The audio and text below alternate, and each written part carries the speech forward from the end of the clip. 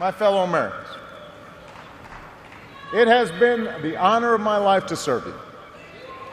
I won't stop. In fact, I will be right there with you as a citizen for all my remaining days.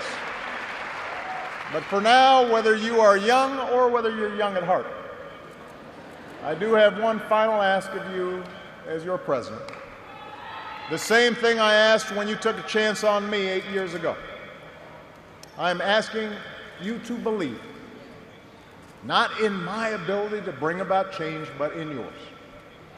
I'm asking you to hold fast to that faith written into our founding documents, that idea whispered by slaves and abolitionists, that spirit sung by immigrants and homesteaders and those who marched for justice, that creed reaffirmed by those who planted flags from foreign battlefields to the surface of the moon, a creed at the core of every American whose story is not yet written. Yes, we can. Yes, we did. Yes, we can. Thank you. God bless you.